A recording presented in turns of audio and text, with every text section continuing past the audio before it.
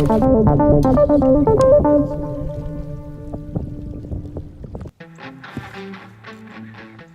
everybody, just want to do a quick video to go over a shaky head rig, which is a great bait to use this time of year when the water's starting to warm up a little bit and you're getting a few bass starting to move up in the shallows here. What you're going to do is get your little shaky head jig head like this. Usually 1/8 to 3/16 ounce, somewhere in there. I like to go with the 3/16 ounce just so I can feel what's going on the bottom. A little trick I like to do too is you get the hook, bend it back a little bit before you thread your bait on here. It'll help you get good flat presentation and also get your hook point out a little bit, which will allow for a lot more hookups. What you're going to want to do is just thread your worm on here. And today I'm using a Yum Dinger in watermelon seed color. You can use a variety of different baits. You can even use crawfish, different types of Cinco style worms. Just kind of play around with it and whatever seems to be working for you.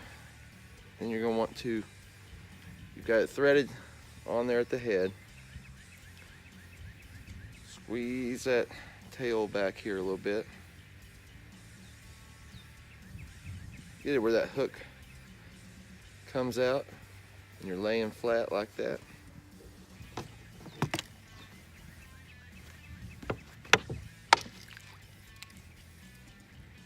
Now I like to fish the shaky head up against the bank out to about 10 to 15 feet of water. That seems to be its best range.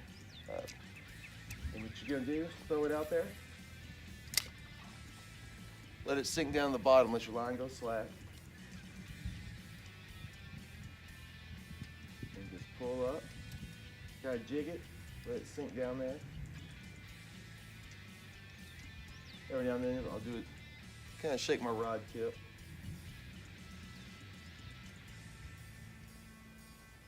And just kind of slowly work it back to the boat. This is a very slow technique.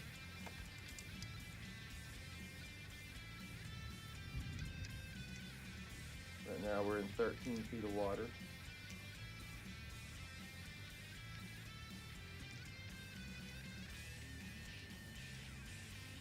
I mean, as you're going along the bottom, this will really help you indicate what's down there, whether you got some grass, rocks, wood, whatever's down there. And when you bump up against something, I like to just kind of let it sit there and shake a little bit. Just kind of shake my rod tip. Get a little extra action, let that jig head bump up against the wood or rock, whatever it is. Make a little extra vibration and sound there. And also, if you're hung up, you can just sit there and shake it. A lot of times it'll pop loose for you.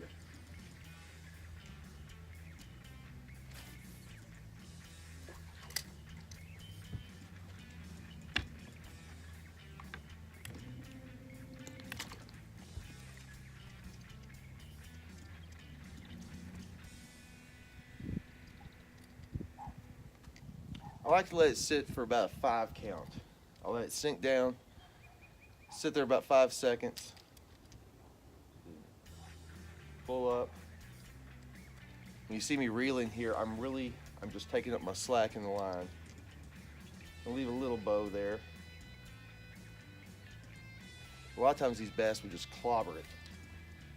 Other times, you know, it's kind of like a Ned rig. You'll pull up and they'll start swimming off, but most of the time they're going to hit this thing pretty hard.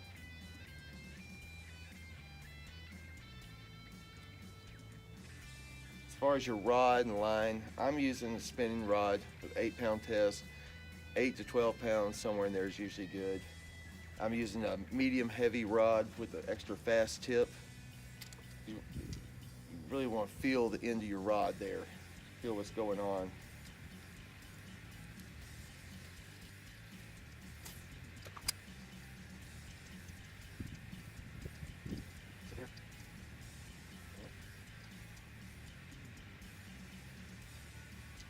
And don't be afraid to let it sit out there for a little bit.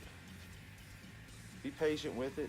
Actually, while I was getting the camera ready and everything, I'd thrown my line out, and I was letting it sit there, and I came back to grab it. It had been sitting there probably close to a minute. I picked it up and there was a fish on right then.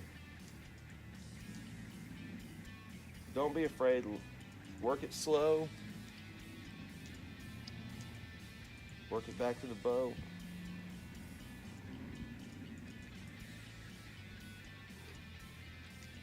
After you get to about past 15 feet of depth, it's really kind of losing some of its effectiveness, so go ahead and reel back up.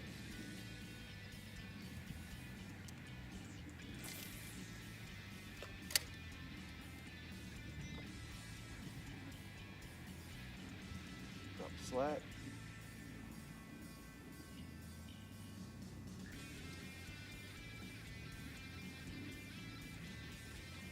As far as your hook set, a lot of times the fish are actually going to hook themselves on this, but don't be afraid. Once you feel it tug, go ahead and pull back on it. Especially if you can keep that hook exposed and on outside of the worm. A lot of times they will hook themselves because they absolutely destroy this thing.